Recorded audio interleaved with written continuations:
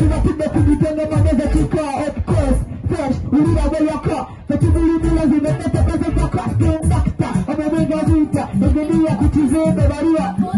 metavita the street master matukuma nete Norwecho Patrick olero ngenda kutusako amawulire amalungi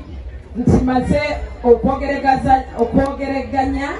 ne erimo kusomera ebisinga amaanyi wano erya Cambridge International School wano mu ggwanga omugalo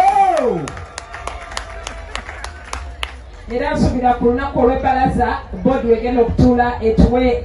okusalawo okusembayo n'okutuwa ebivuddemu nga bagenda kubeera nga bawa Patrick Ssenyonjo scholarship okusoma Cambridge wano International School. Era nga njagala okubategeeza nti Patrick agenda kuvako ku ddaala ery'okuyimbira wano ku loko abeere ng'asobola okubeera ku ddaala ery'okuyimba nga international star wano mu Africa. Kyewalaba mu Fresh Kid ekyakugambisa nti bannaye ka sporting omwana ono era mukwateko no nze setaaga kulaba kinene ebirowoozo byange bigenda nnyo ku muntu abonaabona omuntu gwendaba nti ali mu kizikiza talina kitangaala naddala obulamu bwange bwonna ninaku abakyala n'abaana ababonyaabonyezebwa oyinza okusanga neyo mu migalaji noonya abasajja be baloopye kuba nakate oyinza nga nti omusajja omukyala oyo omulabyeko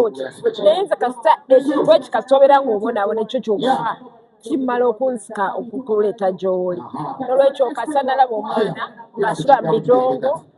talina sente 10 zira tasoma ekyo kyokka nze kimmala okugoberera paka bwe nkutuusa ku kyenjagala yakwegamba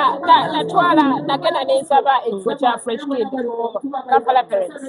era nali nkimanyi tasobola kweyimirizaawo nemanya nti no yeetaaga buyambi ate eggwanga lino ino ndimanya nti abantu abalina talent oba nnyimba oba mizannyo tubanoonye nga tubayambi kubanga be bajjayo bbendera y'eggwanga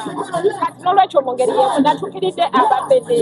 era njabanywa press conference baka bagambye ku Mande bagenda kutuula mu board basobole okusalawo ekisembayo bakimbe naye nga okwogera tubadde tukiriziganyisa nga Fresh Kid twagala kufuna scholarship in one of the top international schools in the country esigenda kwogera linnya paka mu press conference bane bamusuubira ku bulego bwa buno obukalikula mu loko kalikula wangi maama loko kalikula mwagigobe omututteeyo kubanga yelevo omulaba ona alisaabu yelevo